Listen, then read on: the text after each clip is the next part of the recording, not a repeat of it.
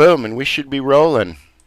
Welcome, everybody, to the Tuesday evening screencast video coaching call. My name's Naylor. I'll be your host tonight. Looks like we might be joined by the very lovely and talented Ron Hogue, who's a partner of mine.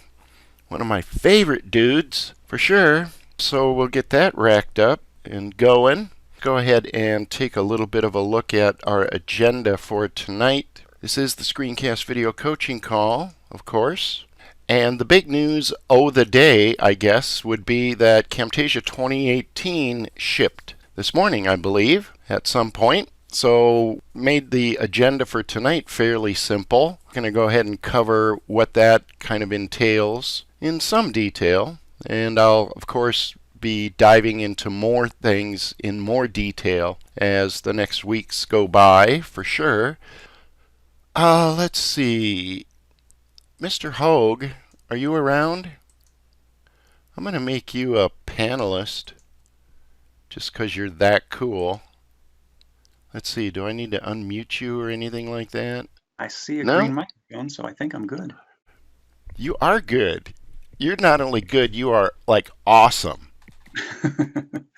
I'm in the presence of the master, so whatever I've learned from you. So Okay, I have that on tape, which is pretty cool, and I've planned to exploit it to the fullest. You know, if you feel like jumping in at any point in time, feel free, because today what we're going to do is start discussing the new version of Camtasia. Camtasia 2019 has shipped today. And let me open up the chat box so I can start throwing some links at you guys. Here's basically what TechSmith has to say about it. As far as what's new, I'll put this link in. You know, I have a couple of links here. Put this one into real quick. Ron and I have been beta testing the software for quite a while, and I guess maybe towards the end we'll wrap around or whatever and give some of our thoughts and whatnot. But again, Ron, feel free to jump in anytime as I go over stuff, kind of winging it like this. Certainly, I may be prone to missing some stuff. So, does that sound good to you? I'll be happy to jump in when I have something to add. You bet. Awesome. All right. I'm going to go ahead and just kind of dive through some of the features here. And we'll, like I say, wrap up and swing back around and stuff. One of the things that I really kind of like about the upgrade is something called consistent audio leveling. Basically, I'll give you just a little bit of detail on this. The program now will take any of your audio clips on the timeline and will auto-normalize them. Normalize basically means to level volumes. And it auto-normalizes to something called -18 LUFS. And you might ask, well, what's a LUF? A LUF is basically a loudness unit to full scale, and it's actually relative to full scale. It's based on the European Broadcast Union's R128 standard. And this basically kind of came about. Now, there's a couple of reasons why it came about, but one of the main ones was, if you ever watched a TV show, probably in the past years, and the commercials came on, and all of a sudden you were literally blasted out of the room, kind of a deal, and this would ensue back and forth and back and forth and back and forth. So the European Broadcast Union got a little sick of that, and they decided that they would develop a standard of volume or loudness, and it's called LUFS. And I'm not really going to get into it too much, because when you start talking about volume in particular, as it relates to audio, it gets real weird and complicated real quick. There's something called peak volume. There's something called RMS volume. And all of these things are in like the recording industry, and engineers go to great lengths to fall within certain parameters of loudness. That's why we can end up with some level of consistent volume across different recordings and things like that. If you've ever wondered how they do that, well, they monkey around with a whole bunch of stuff, but now there is this standard called LUFS that essentially allows that to happen in a relatively standard way. We don't really have to worry about or monkey with a lot of the technical crap that generally goes along with such a thing. So let me jump over to Camtasia, and I'm going to open up a little test project that I have. While you're working on that, Lon, a couple of things that I thought of. The first was when I talked to TechSmith, they said that they normalized it to a specific level, and that level was minus 18 dB. So we talked about decibels, and I know we're getting a little bit into the technical, but whenever you talk about the 18, it's the minus 18 decibels is my understanding. And then also, if you happen to open a Camtasia 2019 project, you'll actually see in there where it has that minus 18 dB listed in at the beginning of the project file. So that was the one thing I wanted to mention. And then the other thing I wanted to mention is they said that the auto application of this is only for 2019 new projects in 2019. In other words, if you had a project in 2018 or previous versions and you upgraded it to 2019, they did not automatically apply this because you probably already did some kind of audio adjustments, and they don't want to mess with that. That's actually correct. And there is somewhat of a difference between minus dB and the LUFS standard, but it's not, again, really something that we need to concern ourselves or worry about. Excellent point on the fact that it's not always by default in some of the new projects and stuff. All right, so here's kind of the scoop. It's not too uncommon to, especially if you use different mics and things like that, or different sessions of recording audio narration, as an example, to end up with volume levels that are somewhat different. So here on the timeline I have just a little bit of some samplage, right? And just by looking at the waveform we can see that this one is, nice and peaked out, probably a good volume level. This one is a bunch lower, and this one is also a bunch lower. I can't really demo it on the webinar, but if I played this, it would be pretty much what you expect. This is louder, this is less loud, and then this one is even less loud than that. So basically the way it works now is that there is this ability, if we go to the project settings here, there is an auto normalize loudness checkbox here. And if you click that, and I choose apply, what we're going to see is that the waveforms basically all kind of get themselves together and do what's called normalize the level. Okay, so that in and of itself is really just kind of a handy dandy time saving and quality improving feature, I think. So yeah, I think this one is a really welcome addition to the whole scenario. A couple of things to be sort of aware of is I'm going to remove that. So it works pretty well for, again, audio narration and stuff. Here's an example where I have a music track, and I've done a little process called audio ducking. So basically my music starts out strong here at 100% volume, and then I put a couple of audio points in. And as soon as I start talking right here, I basically drop the volume way down and I have a little bit of background music. Okay, this is a trick called audio ducking. It's used in podcasts a lot, or any kind of video work that I want to have background music. The pro way to do it is to bring in your music bed nice and strong and then duck it down. Well, that's all kind of well and good, but watch the waveforms. And actually, let me pull this over a little bit. Here I also have just a regular audio music track.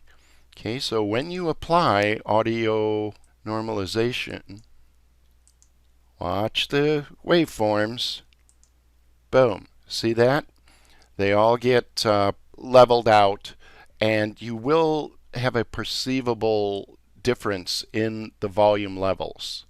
So that's something to be aware of. Auto normalize basically takes any audio that you have in the project, no matter what track it's on, and it normalizes the heck out of everything.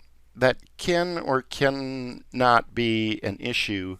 It's just something to be aware of, and that's kind of the scoop on that. Do you have anything else on audio leveling, Ron?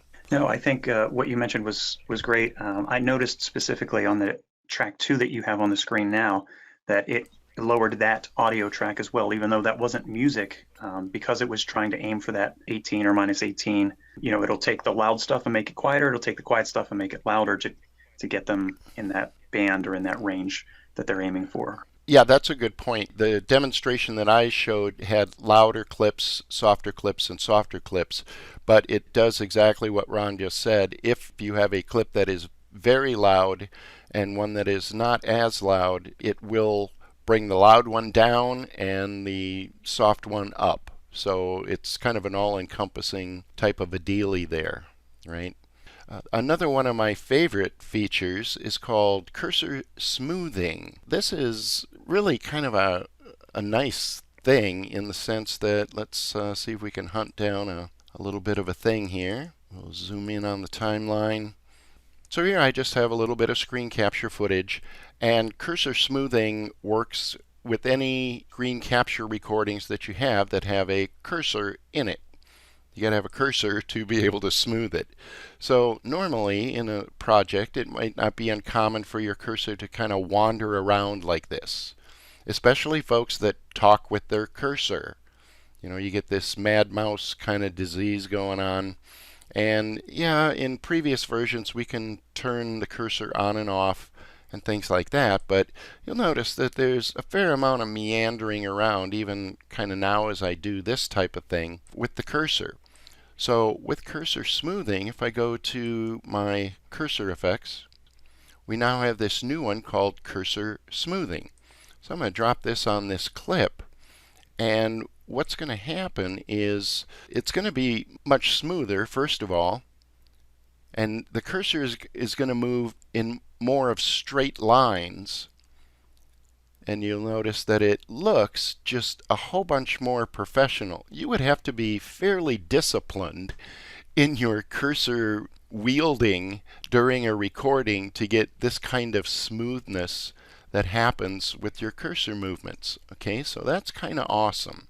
And essentially there are a couple of other parameters that we can use here. One is the duration of how long it takes the cursor to go from one point to another. And I think that what TechSmith does here is it just kind of analyzes your movement and determines that instead of going in, a fashion like this, it's going to go from point A to point B. And you can also set the delay.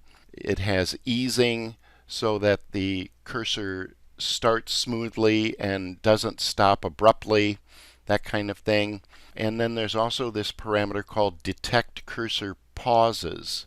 What that means is that sometimes your cursor is just kind of stationary, right? You're not actually moving your cursor in your recording. And if you detect cursor pauses, anytime your cursor is stationary for 1 second or more, Camtasia will count that as a point that it includes in this path of the cursor movement. Otherwise, if you uncheck this, it will just use clicks as the points that it moves from and to. Okay, so that's kind of a good way to just have it focus on where things get clicked. And it's probably going to be even a little bit cleaner because it's only going to move from one point to another when you click, right? So that's just kind of something to be aware of there. Now, TechSmith recommends that you don't necessarily apply this effect if your cursor is very stationary all the time. And what you can do is, if I twirl down the tray here, the effects tray, you can adjust the time when the effect is active. So maybe you have a spot where you are doing a lot of cursor movements and stuff like that.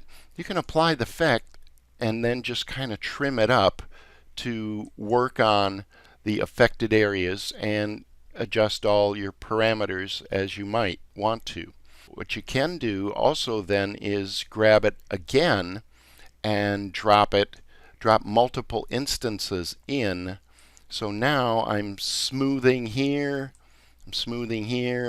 and if I don't really need the cursor, it's just kind of sitting there or whatever, you can leave it off and then have it come in again whenever it is that you want. Right? So cursor smoothing is one of those things that can really kind of give you a nice pro little advantage, make your videos look smoother and more professional. Anything on cursor smoothing that I may have missed, Ron? No, I think that was great. I even learned a couple things there, so thanks for that. The One of the things that I do appreciate, just like you've mentioned, is that it makes things look professional. It makes them look just cleaner in general. Um, but one of the things that I'm not crazy about, one thing I'm not crazy about, one thing I hope that they'll update in the future. The thing I'm not crazy about is they really can't change what happens in the background, and I don't expect that they'll be able to do anything about that. So for example, if I move my mouse over the menus and I happen to overshoot a menu and it Yeah. highlights that menu, you'll see those highlights going on in the background. But when the cursor is smoothed, it will just go directly to your area, and then you'll highlight that area in the back. So it's something that's really on you as the recorder to make sure that you're hitting the end point correctly. Otherwise, there might be some things that don't quite line up. So that's one of the things I guess maybe to be aware of.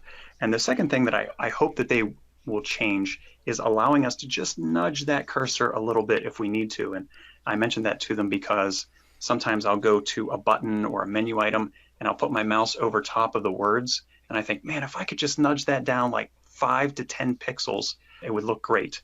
So I gave them that 2 cents, but just it's a fantastic tool, and I'm very happy that it's in this version. Right. I guess the punchline there is that we still want to be aware of, our cursor movements and things like that while you're recording, and just use good cursor recording practices in general. But absolutely, this is gonna help us out. So that's cursor smoothing. Let's see, custom keyboard shortcuts.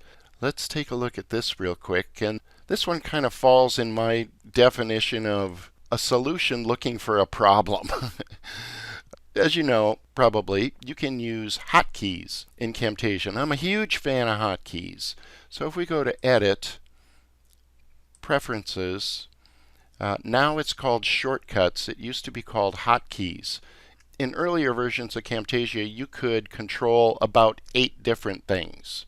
When you dropped a marker, your animation keyframe hotkey, and things like that. Well, now I think it's like close to 80. So essentially, every hotkey that you can use in Camtasia, you can actually now modify. Like I say, this can be handy or it could be kind of a pain. Let's just take a look at a few of these. So these are all the current hotkeys. And I'll use this particular example right here. Add custom animation is Shift A. So if I want to drop an animation keyframe on the timeline, which I do a lot, you can press Shift A. Well, in Camtasia 8, you used to be able to just hit the Z key, and that was the hotkey to drop a keyframe. And I like single keystrokes more than I like Shift Control X, stuff like that. So I've always changed this one to just the Z key. Okay, so now this is set to what I'm more used to. If you try to change it to something that's already engaged with a hotkey, for example, all of the ribbon commands, and I think we can actually see those here. Here they are. Under Program tabs, you can open Media with the B. In fact, I'm going to close this for a second. If you hover over your ribbon, you'll notice that each one of these has a hotkey. And maybe you're used to these and kind of like them. I mean, I kind of do. Sometimes I just want to open up the library and I can just, boom, push R. So if you kind of get used to some of these, you can make some pretty good use of it. Well, if we go back to the shortcuts and like the program options, you'll notice that you can actually customize all of these now as well. A lot of these already have predefined hotkeys. So let's see here. Here's another good example. Markers. I drop markers all the time, all day long in a project. Shift M does not cut it for me. So even in earlier versions of Camtasia, I have changed this to the M key. All I want to do is mash the M key and be able to get a marker. Okay, so that's a good one that I can also do. So the Z key and the M key are a couple that I do normally. And for hotkeys, I mean, if you don't use them now, there might not be a reason for you to customize them. Again, except in a case where it's something that you do quite often. Okay, so my suggestion is to go through these, and for the ones like the examples that I gave, just find the stuff that you want to be able to hit with maybe a single key or be able to get to real quickly. Let's try this. Export frame is kind of a good one. Let's see if F is used. I'm batting 100 here. So I'm kind of getting all the hotkeys that I want. Let's say I want to change silence audio to S, to the S key. If I click that, what you'll see is that S is already assigned to split selected media. So if I go ahead and apply that, what it's going to do is assign it here and unassign it here. Okay, so that's just the thing to be aware of. You might end up kind of screwing things up. So again, to me, it's almost I don't change that many hotkeys. So interesting, but it could get kind of messy and hairy as far as I can tell. Here's one called block style text. So let's zoom in a little bit. And this one is, again, kind of interesting, but has some weirdities to it.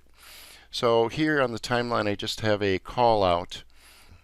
Let's pick something like this. And it will resize the call out to match the text. Okay, so if I make this a little bit bigger, see the text kind of stays smaller, and it's really just kind of a quick and easy way to right click, apply the block text, and make everything fit.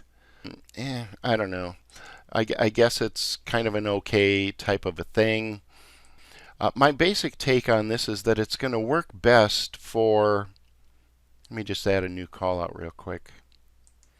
I think it's going to work best for ones that have just a single line of text. So let's drop a new one here. And let's do, this is a test. Okay, put it all on one line. And kind of make it big if I want. And let's apply that. And the way you apply it is on the canvas. You click on the element, right click, apply block text style. And again, you'll notice that it changed the font size, okay, to kind of match the box. Well, that's all well and good if you're on a single line of text. The kind of weirdness ensues. Let's click on this guy, and let's see if I can monkey around with the text here a little bit. Here, I have like 3 lines of text, and watch what happens if I have text that doesn't go all the way across. We'll right click, apply block text style. See what it does? It increases the size of the font to match the width of the callout. So that may or may not be what you want to do. So I think this tool is pretty much best used or most easily used and relegated to ones that are basically a single line. Now, I mean, you could get some kind of interesting effects if, let me grab the right call out here. You might be able to get some interesting kinds of effects if you, let's see if we can maybe pull something off here. Make this a little bigger. So here I have like a couple different lines. If I go ahead and apply it to this, right, you almost end up with like a word cloud looking effect. So it might be something that we can kind of pull in and use um, periodically, but just be aware that that's going to be kind of what it does. It's going to resize stuff. So that's, I don't know, one of those maybe features for me. Anything on that, Ron? Yeah, I don't see myself using this too much, except like you say, in one line. So if I have a single word that I want to put in a text box or just one line of text, then that makes a lot of sense to get it to its full size. I did play around with it a little bit, and of course, in the past, we were limited to a font size that would max out at 500. But now with this feature, if you were to stretch your text box out larger than the canvas, for example, and then use that effect, you can get font sizes. I've gotten font sizes over 1,000 at this point. So just one, Oh, really? new little thing that I came across. Yeah. Oh, So let's make it. try that because Yeah. that's bugging me now. And of course, what you'd have to do is enter it into the box here. And by the way, even in older versions, the size slider here only goes to 256, but in prior versions, you could go up to font size 500. Okay, so you could do that. But now, apparently, let's go to like 800. Oh, see, for me, it's not letting me do that. Yeah, you won't be able to type it, but if you make your text box larger, if you make the Oh, call out I see. larger and then apply the effect, it will make it, you'll see the size increase. Boom. Nice. Well, I beat your 1,000, so there you go. That's interesting because prior to this, if I wanted a really big font, like to fill the entire screen of a 1920 by 1080 video, I had to create it in PowerPoint or something and save it as an image. But yeah, now this is kind of nice and interesting. I like that. And I did this on like a couple of music videos, topography things. Sometimes I wanted a really huge font, and that's how I had to do it. So it looks like now we got a little game action there. I like it. Here's a feature that people have been asking for years. How many years have people been asking for this little feature? And it's basically text spacing. So here again, I have a text call out on the timeline. I got a couple of other examples here, but essentially what you can do now is for the text properties here, we now have vertical spacing and horizontal spacing. So I'm just going to kind of mess around with some of this. Vertical spacing lets me add some space between characters, and maybe even more handy dandy is you can now kind of bring them down in, which is something that is kind of handy for some types of looks and things like that. You can also increase the vertical spacing. So you get all these options, and you can play around with this and stuff, and notice how you get a really different look just by playing around with certain things. And I'm applying it to all the elements on this particular call out. But over here, for example, might be another good way to use this option. Here I have a text call out, and on top I have a really big font, and I have another line in the same call out, and it's smaller. So currently the way it works is that I'm always going to have this amount of space here. And if I really get silly with, maybe some of the size here, notice that the distance between this line and the bottom of my big text here gets bigger the more I increase the size of this big font. Well, before in the past, if I wanted this text right here to be, up higher, you literally would have to create two callouts. Okay, one for this one, that I could then place separately up higher. Well, now you don't really have to do that. I can go ahead and change the vertical spacing and bring it up. And let's increase the size of this just a little bit. Okay, and then again, another text effect that's kind of cool is that you can stretch this out to much more closely, match the width. And I can't really, at least I haven't been able to necessarily get, oh, maybe I can. I guess if you kind of nudge it here, sometimes what I want is I want the width of this bottom bunch of text to match the width of the big text. So you could probably nudge it up here a little bit. But the other kind of weird thing is it's a little bit, see how when I highlight the bottom text, it's with some of these settings, it gets a little weird to see if you're highlighted. Here I know what I'm highlighting, and here, see that? It's just a little bit smaller. So it's not a big deal or anything, it's just something to be aware of. So that's a feature that's been asked for years and years. I kind of like it. What do you think, Ron? Yeah, I like it too. When you're talking about nudging those numbers, of course, like you can with size and position and rotation, you can click right in there and just like you're doing now, use those up and down arrow keys to go at a smaller rate, right? So do a 0.1 increase or decrease with the up and down arrows. So I like that we can do that to nudge them as needed. And I also find myself using this, I think you mentioned this, to get things a little closer together. I like it a little bit tighter. There are some times when I just need a little bit more room to fit that text in the box.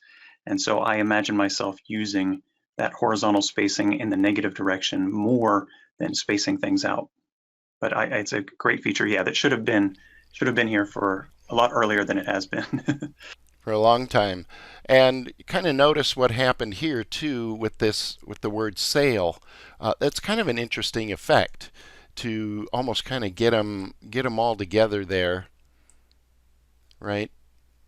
Because you see that sometimes in print ads and things like that. It's a nice typography effect that you can now actually achieve, whereas before you had no hope, other than again to create separate text elements for S, A, L, E, and then stack them the way you wanted.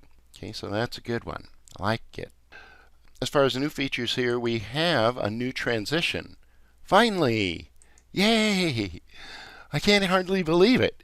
But there is actually a new transition, and I hope this is a trend that TechSmith will continue to update and give us some new transitions.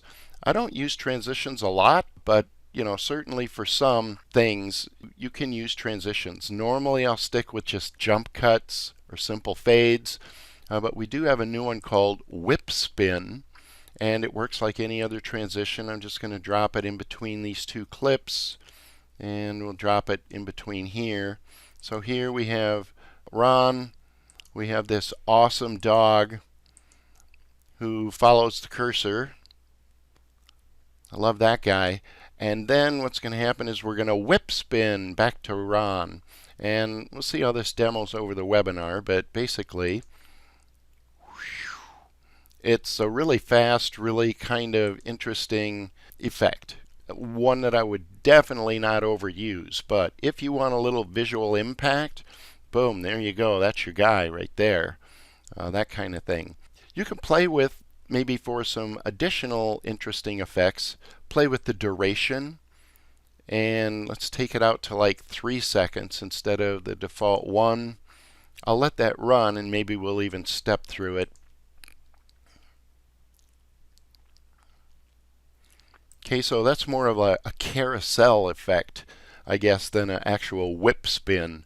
So if you want to whip somebody and spin them, you shorten the time. If you want to just make it a little more round and round we go, where we stop nobody knows, you could apply it for a longer duration. Whip spin, I like it. Another new feature is the ability to put a logo into the themes. Themes in Camtasia 2018, of course, came about, and you can create themes based on your branding and your colors and stuff like that. Personally, I'll rant just a little bit. I'm not a fan of themes, and there's really only one reason why I do not like themes. If I want to change a font, and this just irritates me to no end. So here, I want to change this font.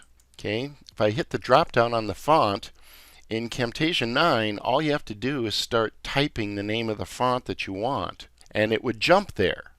Well, in 2018, now we got all this silly theme action going on up here, and you either have to pick a theme or you have to do this.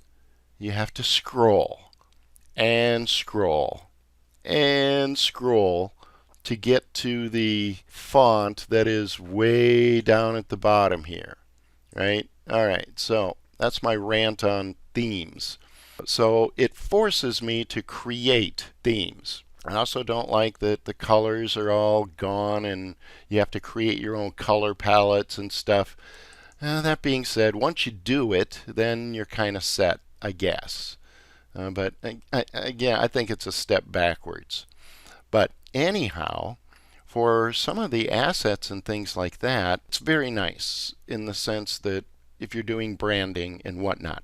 Well, now what we have is the ability to, let's see here, if I go ahead and click on something, I can go to, I think there's a couple ways to get to this. I want to go to Manage Themes.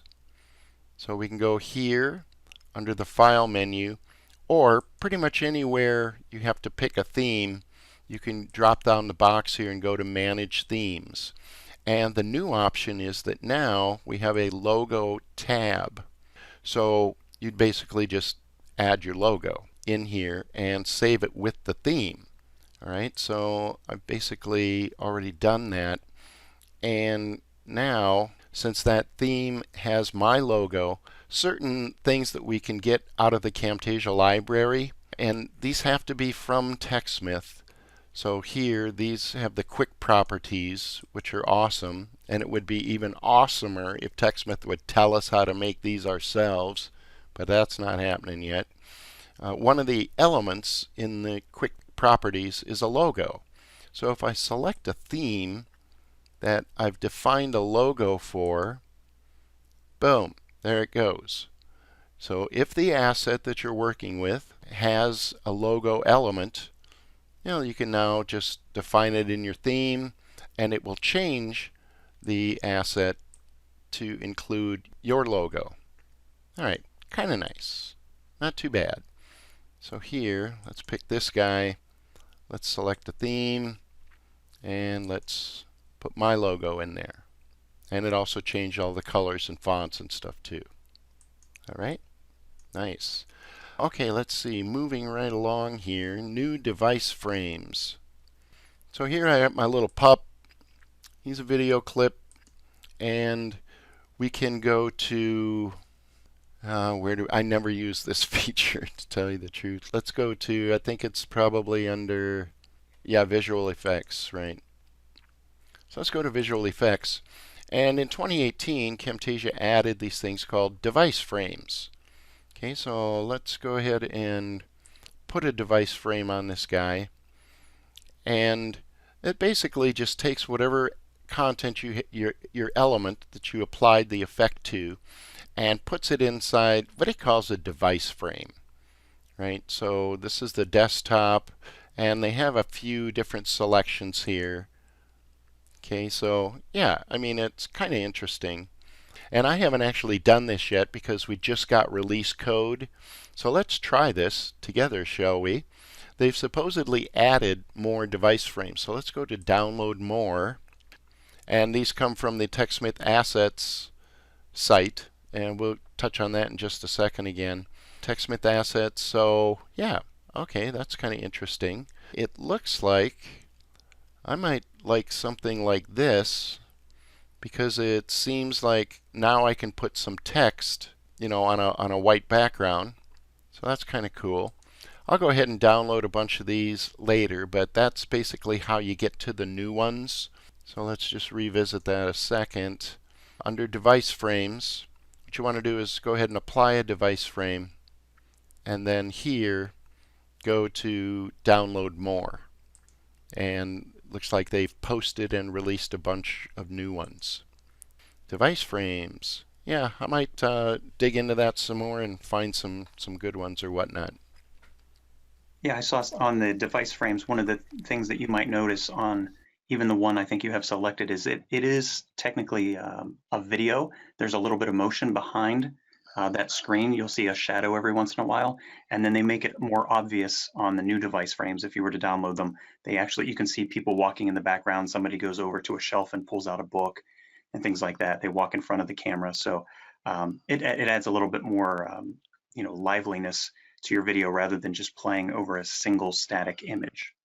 But if you need to preview Nice. those, then you can leave your mouse over top of any one of them and you'll get a preview of what that looks like. Right. Yeah, and again, I think it would be nice if they would allow us to be able to create our own, but you can't create one, technically a device frame. But certainly, again, I could take a video clip like the one you mentioned. Maybe this is the guy. There we go. So the guy's walking to the bookcase. And if I had video footage like that, I could certainly put my own video inside that little monitor action. But anyhow, this one's actually kind of interesting. PDF support. Camtasia now has added another file format that you can import, and it's PDF, which is basically what they're talking about there are vector graphics. A lot of sites, and one of my favorites is like Vector Tunes. I've been talking about this for years. Put this link in the chat box. Now, I just went here recently. Vector Tunes used to have hundreds of these collections that you could just get for free, and now I see he's pared this down a whole bunch. And but you can still get some free ones. And of course, as far as vector graphics go, one of the formats you can get, and you can get vector graphics all over the place. This is just one of my favorites. One of the formats that it comes in are PSD files, which are basically Adobe PostScript files. Like I say, there used to be hundreds of these, but I'm thrilled to see that we can still get the dog throwing up collection and the man picking up dog poop collection. So there might still be a few things here we can use, some social media icons and stuff like that. You download PDF files. Okay, so it looks like an Adobe Acrobat document. And now you can just drag and drop those into Camtasia. And basically what happens is you get the first image of the PDF file in as a graphic. And the nice thing about this, of course, is that as a vector graphic, it is scalable. When I say scalable, it's like infinitely scalable. So it's a nice way to find assets that you can use. Here is man picking up dog poop, and you can zoom in and do as much as you want with it. So it's just kind of a nice little addition for graphics. When I first saw the feature, I thought, oh, you can import PDF documents.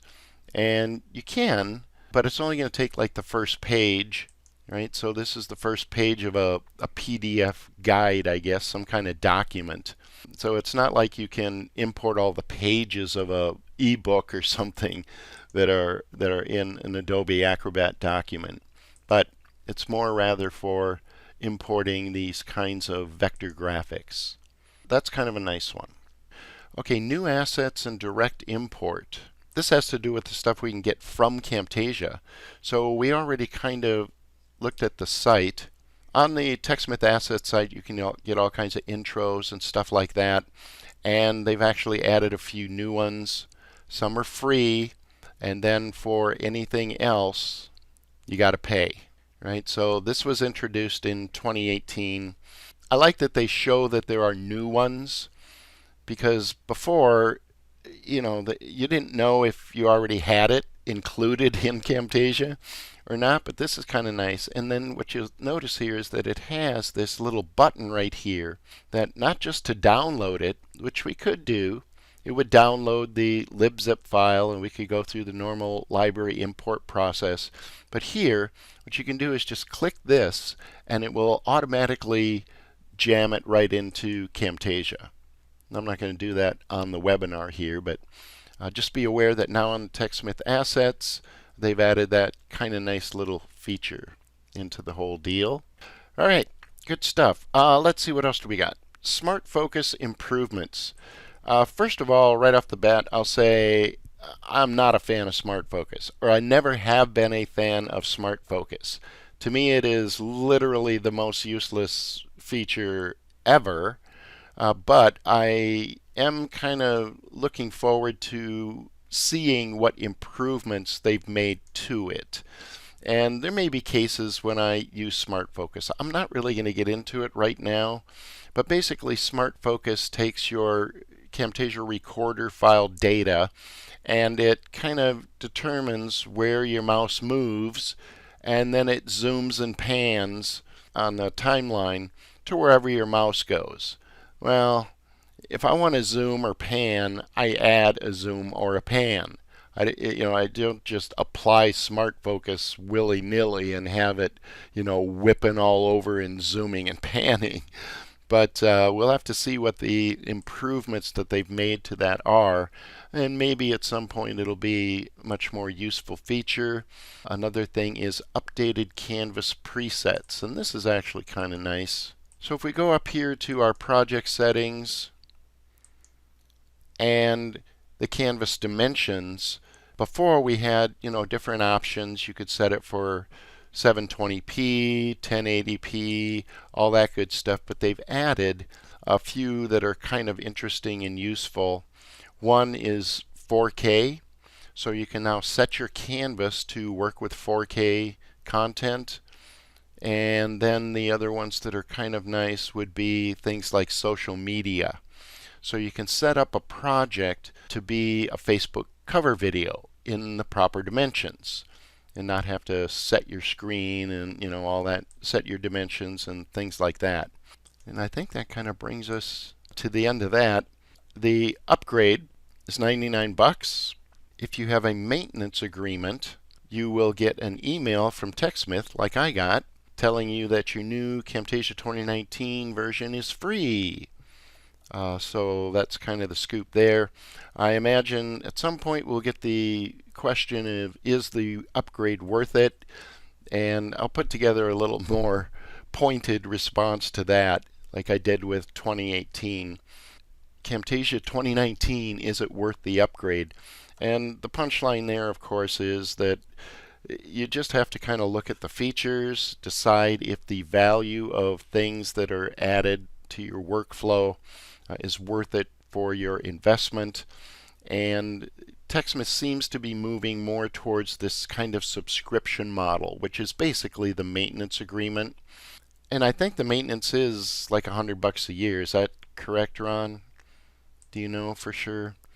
I thought whenever we did this, it might have been, I thought $50 was what was in my head for the maintenance agreement, at least at launch. I don't remember though. I can look it up real quick. But I'll verify that. But TechSmith is basically moving more towards an annual kind of subscription model, much like Office has. You pay $100 a year, and boom, you never worry about any of that stuff. You just always get, always get, always get. So that's kind of the scoop with that. $50. Okay, so that would be better then. So that would be a better deal. So it's looking more and more like that subscription model with maintenance is not a bad way to go. Again, depending upon TechSmith's release cycle, if they start releasing every year or just a bit more, then $50 a year, that's a screaming deal. Ron, do you have any parting shots? Well, first, I want to thank you for letting me jump on and be a part of this recording. And second, I want to apologize for making you go over. So I'm sure that you're usually very time efficient, and we're over by almost 20 minutes. And so I'm going to take full blame for this. This has nothing to do with your ability to maintain time for your schedule. It's 100% on me. So I'll just apologize to you and the rest of the group for that. But no, I think Camtasia 2019 is great. I'm excited about it. I'm looking forward to projects working with you going forward as well. Yes, that's right. And just as a spoiler alert, Ron and I have been working on this for quite a while. We will have a new Camtasia training, a new Camtasia mastery version. I guess I should have talked to you before I announce it or something. No, that's right Um, on. um, but it'll be coming out as soon as we get her ready. We also have a book in the works, which we're pretty excited about. But all those details soon to come. So hopefully that was some good information. I appreciate your time, and we'll get the replay up as soon as possible. But thanks for coming on, Ron, and we'll see you all next time.